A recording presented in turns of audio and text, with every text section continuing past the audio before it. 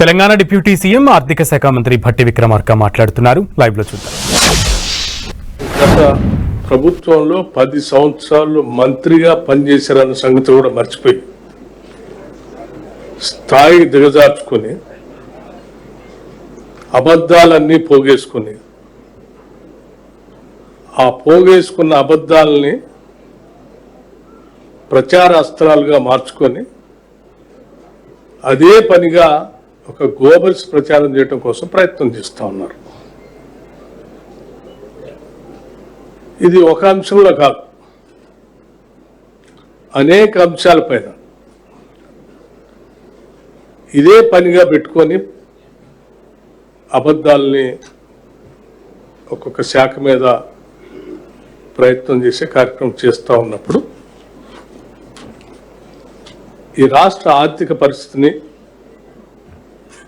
రాష్ట్రంలో ఉన్నటువంటి సామాజిక పరిస్థితుల్ని, రాష్ట్రంలో ఉన్నటువంటి వనరుల్ని క్షుణ్ణంగా అర్థం చేసుకున్న ప్రభుత్వం తప్పనిసరిగా ఇప్పటికి కూడా మన వాస్తవాలు ప్రజల దృష్టికి తీసుకొని రాకపోతే ఈ అబద్ధాలు చెప్పేటువంటి ప్రచారకుల మాటలే ఇప్పటికే ఆ 10 సంవత్సరాలు వారి పాలన ఈ రాష్ట్రం పైన భారంగా మారింది. ఈ అబద్ధాలు ఇంకా పెనుభారంగా మారి సమాజానికే ఇది పెద్ద విధ్వంసంగా మారేటువంటి అంశంగా మారింది. ఇటువంటి పరిస్థితుల్లో ఉన్న వాస్తవాన్ని మేము ఆలోచన చేశాం. సరే, పని ఎట్లా లేదు, వాళ్ళకి 10 సంవత్సరాలు అడ్డగోలుగా చేసినటువంటి దోపిడితో పెట్టుకున్నటువంటి వార్తా సంస్థలతోనో, అడ్డగోలుగా నిర్మించుకున్నటువంటి సోషల్ మీడియా వ్యవస్థలతోనో చేసుకునేటువంటి ప్రయత్నం ఇది చివరికి రాష్ట్ర ఆర్థిక పరిస్థితి పైన, రాష్ట్రం ప్రతిష్టాత్మకంగా ప్రాణప్రదంగా చూసుకున్నటువంటి అనేక ప్రభుత్వ రంగ సంస్థలపైన పడే ప్రభావం ఉన్నది. నిశ్శబ్దంగా ఉంటే ఇంకా నష్టం చేసినటువంటి వాళ్ళు అవుతాం. అబద్ధాల పునాదులపైన ఏ ఆర్థిక వ్యవస్థను నిర్మించలేము. 10 సంవత్సరాలు ఇటువంటి అబద్ధాల పునాదులపైనే ఆర్థిక వ్యవస్థను నిర్మిస్తున్నాం అని చెప్పి రాష్ట్రాన్ని ఈరోజు అనేక రకాలైనటువంటి ఇబ్బందులు నెట్టేసినటువంటి పరిస్థితుల్లో వాటన్నిటి గురించి మాట్లాడితే రాష్ట్రం యొక్క ప్రతిష్ట ఏమన్నా బయట రాష్ట్రాల్లో కానీ మిగతా ప్రాంతాల్లో కానీ తగ్గుతుంది అనేటువంటి ఆలోచనతో సాధ్యమైనంత వరకు ఆ వాస్తవాల్ని ఎక్కువగా మాట్లాడకుండా పాలన మీద దృష్టి సారించి వాటిని సరిచేసే వ్యవస్థలో ముందు పోతా ఉన్నాం. అయినప్పటికి కూడా కావాలని పదే ఇంకా అబద్ధాలు చెప్తా ఉంటే తప్పనిసరి పరిస్థితులు ఈరోజు బయటకు వచ్చి వాస్తవాలు చెప్పాలనేటువంటి ఆలోచనతోనే వచ్చాం. హరీష్ రావు గారు, కేటీఆర్ గారు, మేము ముఖ్యమంత్రికి మంత్రులు ఛాలెంజ్ విసురుతున్నాం, రండి సమాధానాలు చెప్పండి అంటున్నారు. అనేక సందర్భాల్లో వాళ్ళు మీరే మాట్లాడుతూ ఉన్నారు, మా నాయకుడు కేసీఆరే, వారే వస్తారు, వారే పాలిస్తారు అని చెప్తారు. చేసింది అప్పులు, రాష్ట్రాన్ని సర్వనాశనం చేసింది కేసీఆర్నే. భవిష్యత్తులో మళ్ళీ ఆయనే వస్తున్నారు, మళ్ళీ మీరే చెప్తుంటారు. మరి మధ్యలో మీ సంగతి ఏంది? అసలు మీరు ఏం మాట్లాడుతున్నారో మీకే తెలియదు, మీరేం చేద్దాం అనుకుంటున్నారో మీకే తెలియదు. మీ చేతుల్లో ఏముందని అసలు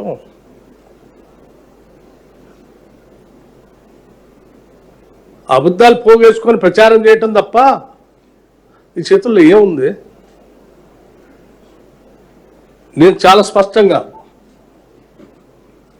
నిజంగా మీకు ఏమాత్రం బాధ్యత ఉన్నా 10 సంవత్సరాలు ఈ రాష్ట్ర ముఖ్యమంత్రిగా పనిచేసిన కేసీఆర్ గారికి సవాల్ విసురుతున్నాం, స్పష్టంగా చెప్తా ఉన్నాం. నేను అనేక అంశాలపైన మాట్లాడటానికి సిద్ధంగా ఉన్నాం. చేసిన అప్పులు వాస్తవం కాదా? ఈ రాష్ట్రాన్ని తాకట్టు పెట్టి ఈ రాష్ట్రం మీద భారం వేసిపోయింది వాస్తవం కాదా? నేను ఈరోజు ప్రత్యక్షంగా ఈ షీట్ని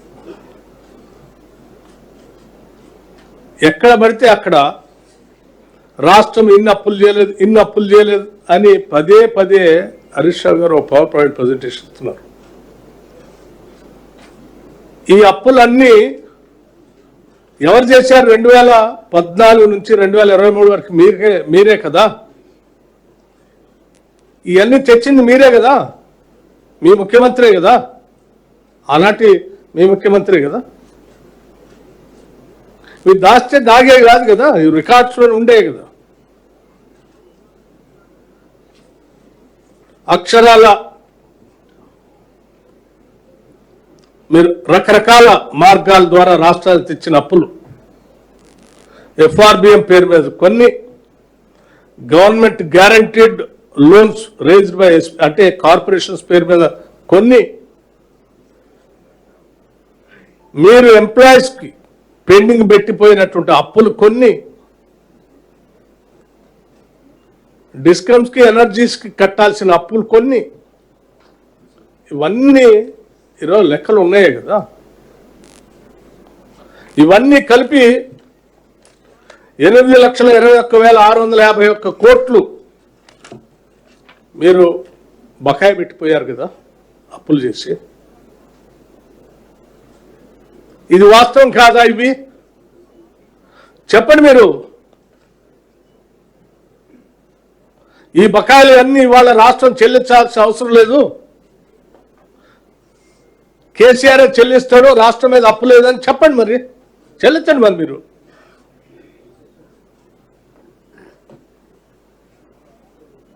కేసీఆర్ చేసిన అప్పులే కదా ఇవి. మాట్లాడితే బుకాయించటం, లేకపోతే దీనికి సంబంధం లేదని మాట్లాడటం ఎంతకాలం మోసం చేస్తారు? ఇంకా నేను ఈ షీట్ మీకు స్పష్టంగా మీడియా మిత్రులందరికీ ఇవ్వదలుచుకున్నాను. పదే పదే ఎక్కువ అప్పుల గురించి రోజు మాట్లాడితే రాష్ట్ర పరువు ప్రతిష్టకి ఇబ్బంది అవుతుందనే ఆలోచనతో వాస్తవాలన్నీ తగ్గించుకుంటూ వచ్చాం.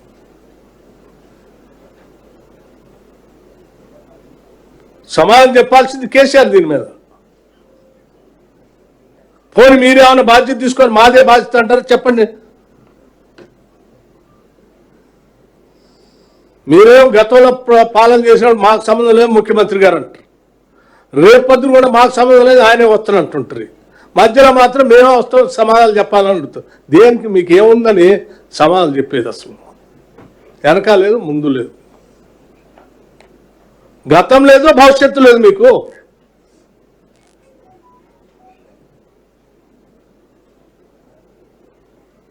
ఇంకోటి మాట్లాడతారు దీనికి సంబంధించి అప్పులు. ఇది రాష్ట్రం ప్రభుత్వం రాగానే అసలు వైట్ పేపర్ పెట్టి ఆ రోజు చర్చ పెట్టాం, ప్రింటెడ్ బుక్కే ఇచ్చాం శాసనసభలో. ఇవాళ మీరు చేసిన కేసీఆర్ చేసిన అప్పులకి రాష్ట్ర ప్రభుత్వం ఇప్పటికీ 2,30,381 కోట్ల రూపాయలు. ఒకసారి ఆలోచించండి. 2,08,681 కోట్ల రూపాయలు. 2,08,681 కోట్ల రూపాయలని ఇటు బ్యాంకులకి చెల్లించాం.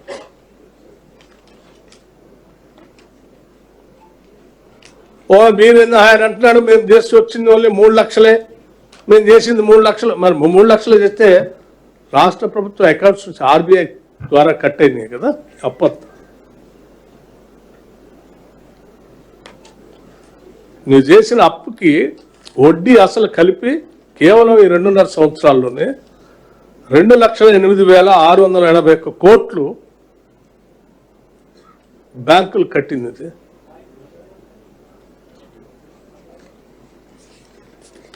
అప్పుల పరంగా ఇది మీరు చేసిన అప్పులు తట్టుకోలేక ఏదో అక్కడ ఇక్కడ మేనేజ్ చేసుకుంటూ ఇటు అప్పులు కడుతూనే నెల నెల ఉద్యోగస్తులు జీతాలు ఇస్తూనే రైతు భరోసా మళ్ళీ ఇస్తూనే అనేక సంక్షేమ పథకాలను అమలు చేస్తూనే రాష్ట్ర ప్రయోజనాలు కాపాడటం కోసం చేసిన అప్పుల్లోంచి కూడా కొంత తగ్గించడం కోసం డెట్ రీస్ట్రక్చరింగ్ కూడా చేసుకుంటూ ముందు తీసుకొని పోతా ఉన్నాం. మీరు తెచ్చిన అప్పులు 10.5 రేట్ ఆఫ్ ఇంట్రెస్ట్, 10%.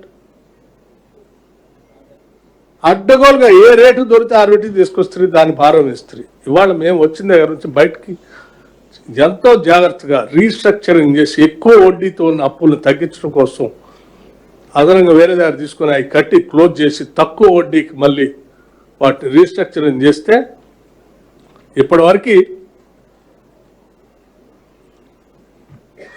34,058 కోట్లు కట్టాల్సినటువంటి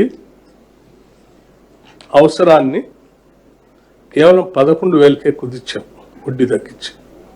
2031, 32 కల్లా 2025, 26 మొదలుపెట్టినటువంటి రీస్ట్రక్చరింగ్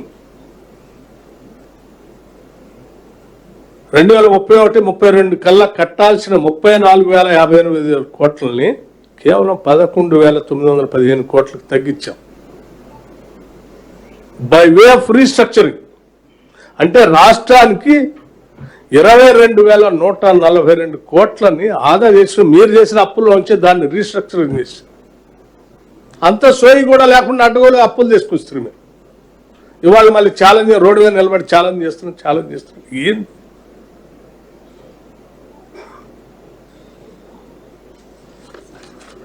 మళ్ళీ నేను ఛాలెంజ్ చేసిన ఆయన రాలేదు, ఏం రాలేదు. రెండో అంశం, రాష్ట్రానికి సంబంధించి తెలంగాణ రాష్ట్రానికి సంబంధించినంత వరకు సింగరేణి కాలరీస్ ప్రభుత్వ రంగ సంస్థ. ఆ సంస్థ ఆస్తులు, వనరులు, అక్కడ పనిచేసే ఉద్యోగస్తులు అందరూ ఈ రాష్ట్రానికి సంబంధించిన ఆస్తులు. పొద్దు లేస్తే సాయంత్రం దాకా రోజుకు ఒక దగ్గర పోయి సింగరేణి మీద అబద్ధాలు పోగేసి ప్రచారం చేసుకుంటూ పోతూ ఉంటారు. ఎవరిని నష్టపరుద్దామని నేను సూటిగా అడుగుతా ఉన్నాను కేసీఆర్ గారిని. లెక్కలతో సహా 2014 నుంచి 2023 వరకు ఈ రాష్ట్రంలో ఉన్నటువంటి కోల్ బ్లాక్స్ సంబంధించి ఈ రాష్ట్రంలో ఉన్న థర్మల్ పవర్ ప్రాజెక్ట్స్కి లేకపోతే బయట ఉన్నటువంటి థర్మల్ పవర్ ప్రాజెక్ట్స్కి అమ్ముకోవటానికి పనికొచ్చేటువంటి ఉపయోగపడే సింగరేణి కోల్ బ్లాక్స్ సంబంధించిన కోల్ని ఈ 10 సంవత్సరాల్లో ఆ కోల్ బ్లాక్స్ని పెంచడానికి ఒక్క చిన్న ప్రయత్నం అయినా మీరు చేశారా? అదనంగా ఒక కోల్ బ్లాక్ని యాడ్ చేశారా? ఉన్న థర్మల్ పవర్ ప్రాజెక్ట్స్ నడవటానికి ఉన్న కోల్ బ్లాక్స్ కోల్ మైనింగ్ అయితే ఉంటే కొన్ని మూసుకుంటూ వస్తూ ఉంటారు. మూసుకుంటూ వచ్చినటువంటి వాటి కొత్త ఓపెన్ చేసి మళ్ళీ వాటికి సరిపోయేటట్టుగా ప్రొడక్షన్ అందించే పరిస్థితి చేసుకోవాలి ఎవరైనా ప్లాన్ చేసుకుంటారు. 10 ఏళ్లలో ఉన్న థర్మల్ పవర్ ప్రాజెక్ట్స్కి అదనంగా ఏమన్నా కొత్తగా కోల్ బ్లాక్స్ మీరు యాడ్ చేశారా? 10 సంవత్సరాలు చేయలేదు కదా. కానీ కొన్ని బ్లాక్స్ మాత్రం కోల్ అయిపోయి క్లోజ్ చేశారు కదా. కనీసం క్లోజ్ చేసినటువంటి వాటికైనా మీరు ఇంకో కొత్త యాడ్ చేశారంటే చేయలేదు. అవి చేయకపోగా అదనంగా భద్రాద్రి థర్మల్ పవర్ స్టేషన్ని, యాదాద్రి థర్మల్ పవర్ స్టేషన్ని, థర్మల్ ప్రాజెక్ట్ని అయితే మీరు ప్లాన్ చేసి ఉన్న వాటికే మీరు అదనంగా కోల్ బ్లాక్స్ యాడ్ చేయలేదు. 10 ఏళ్లలో కొన్ని మూసేసుకుంటూ వస్తూ ఉంటే మరి కొత్త ప్రాజెక్టులు పెట్టినోడు ఎవడైనా తలకాయ ఉన్నాడు. మినిమం కామన్ సెన్స్ కదా. ఆడ ఒక 4,000 మెగావాట్లు, ఏడొక దాదాపు 5,000 పైన అదనంగా థర్మల్ పవర్ ప్రాజెక్టులు యాడ్ చేసుకున్నాం. సరే, మీరు మొదలుపెట్టిన దానికి మీరు వాటి మధ్యలో ఆగిపోతే అలా వదిలేస్తే భారం అని మేము రోజు నెల రివ్యూ చేస్తే అనేది ప్రొడక్షన్లో తీసుకొచ్చిన దాన్ని ఏమన్నా కోల్ బ్లాక్ అదనంగా మీరు ఏమన్నా సింగరేణి కాలనీస్ ద్వారా దీనికి అటాచ్ చేశారా, యాడ్ చేశారా అంటే చేయలేదే. నేను అడుగుతా ఉన్నాను సూటిగా హరీష్ రావుని, కేటీఆర్ని, కేసీఆర్ని, మీరు రాష్ట్ర ప్రయోజనాల గురించి మాట్లాడే వాళ్ళు అయితే ఈ థర్మల్ పవర్ ప్రాజెక్ట్స్ కోసం గత కాంగ్రెస్ ప్రభుత్వాలు ఉమ్మడి రాష్ట్రంలో ఏ రకంగా అయితే తెలంగాణలో ఉన్న కోల్ బ్లాక్స్ యాడ్ చేసుకుంటూ వచ్చారో మీరు ఎందుకు చేయలేదు? ఉన్న వాటి కోసం యాడ్ చేయలేదు. పోనీ ఆ భారతీయ జనతా పార్టీ సంబంధించిన కేంద్ర ప్రభుత్వం ఆక్షన్ చేస్తా అంటే ఆ ఆక్షన్లోనైనా పార్టిసిపేట్ చేసి తీసుకొచ్చి యాడ్ చేస్తారంటే అవి చేయలేదు.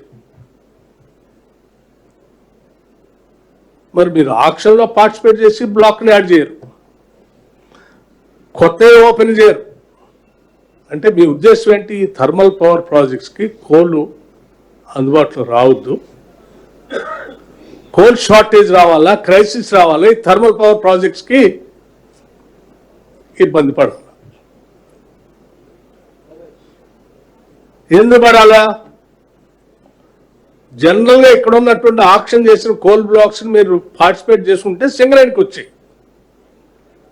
సింగరేణికి వస్తే సింగరేణి కట్టే రాయల్టీ కూడా రాష్ట్రానికి వచ్చేది, కేంద్రానికి పోయేది కాదు కదా, తెలంగాణ రాష్ట్రానికి వచ్చేది.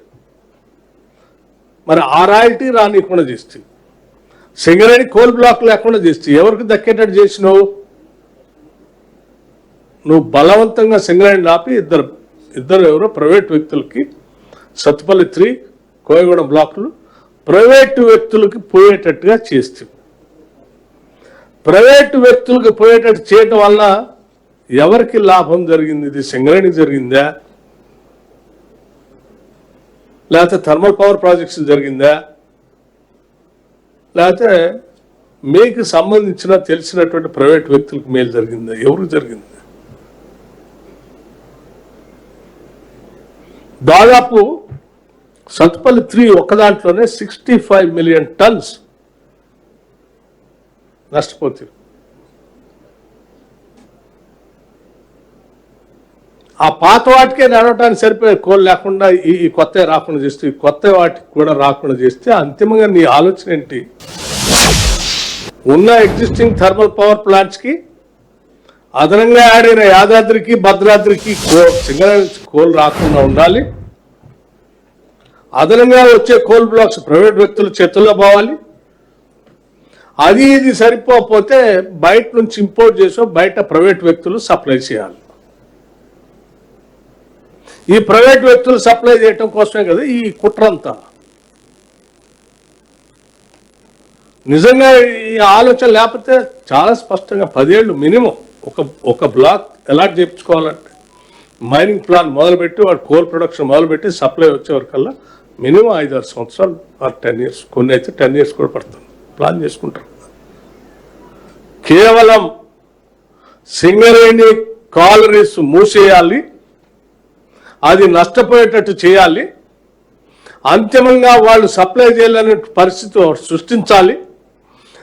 ఆ సృష్టించిన తర్వాత మనకు కావాల్సిన కొద్దిమంది వ్యక్తులతో కోల్ సప్లై థర్మల్ ప్రాజెక్టులు జరగాలి. అది ఇంపోర్ట్ చేసుకొని జరగాల, లేదా బయట నుంచి కొనుక్కొచ్చి తీసుకొచ్చి సప్లై చేయాలా? ఇన్ని రకాలైనటువంటి దుర్మార్గపు ఆలోచనతో చేసి వీటిని వదిలేసిపోతే దాన్ని జాగ్రత్తగా ఆ సింగరేణి కాలనీస్ని ప్లాన్ చేసి ముందు పోయేటట్టు చేస్తూ వచ్చిన దగ్గర నుంచి ఆ 2 బ్లాకులు ఎట్లా తెచ్చుకోవాలా, బయట ఉన్న బ్లాక్ ఎట్లా రావాలి, కేంద్ర ప్రభుత్వంతో ముఖ్యమంత్రి రేవంత్ రెడ్డి గారు కానీ నేను కానీ మిగతా మంత్రులు కానీ అనేక సార్లు కలిసి ఈ బ్లాకులు తెచ్చుకోవడం కోసం ప్రయత్నం చేస్తుంటే ఇప్పుడు మళ్ళీ తగుదనమ్మాలి మళ్ళీ మొదలుపెట్టారు. ఒక దగ్గర పోయి ఒక మాట, ఇంకో దగ్గర పోయి ఇంకో మాట, లేకపోతే అక్కడ 40 లక్షల టన్నులు బొగ్గు మాయమైంది, లేకపోతే ఇక్కడ 40 లక్షల టన్నులు. నేను అడిగా, ఓపెన్ హౌస్ పెట్టి మీడియా మిత్రులందరూ మధ్యలో కూర్చోబెట్టారు, ఏందా 40 లక్షల టన్నులు అంటున్నారు, ఉందా బొగ్గు ఎట్ట తీసుకొస్తారంటే, సార్ 1 కేజీ బొగ్గు కూడా బయటికి పోవటానికి ఒక జియో ఫెన్సింగ్ సిస్టమ్ సింగరేణి కాలేజ్లో ఏర్పాటు చేసింది. ఈరోజు కాదు ఇది వ్యవస్థ. ఇది సింగరేణి కాలనీస్ బ్రిటిషర్స్ పెట్టింది, వాళ్ళని చూసింది. ఆ తర్వాత ఉమ్మడి రాష్ట్ర పాలనను చూసింది. ఆ తర్వాత వచ్చినటువంటి వ్యవస్థల్ని చూసింది, మీ వ్యవస్థను కూడా చూసింది. ఇప్పుడు ఇది దాని కాళ్ళ మీద తను నిలబడేటట్టుగా పర్ఫెక్ట్గా సిస్టమ్స్ ఇక్కడ డెవలప్ చేసి వదిలిపెట్టి వెళ్ళాము. ఇందులోంచి ఒక్క కేజీ కూడా బొగ్గు బయట పోవడానికి అవకాశం ఉండదు. మరి ఎందుకు చేస్తున్నారంటే కావాలని సింగరేణిని ఆభాసపాలు చేసి ఇబ్బంది పెట్టాలని ఒక ప్రచారం చేస్తున్నారు సార్.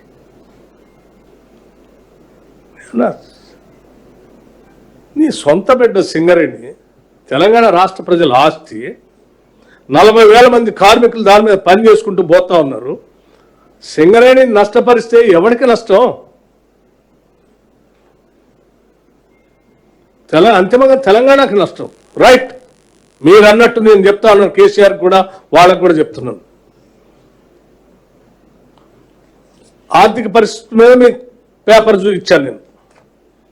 ఆర్బీఐ కట్టింది లెక్కలతో సహా మీకు చూపించాము, బ్యాంకులు కట్టింది. సింగరేణికి సంబంధించి కూడా మీరు 40 లక్షల బొగ్గు మిస్ అయిందని అంటున్నారు కదా.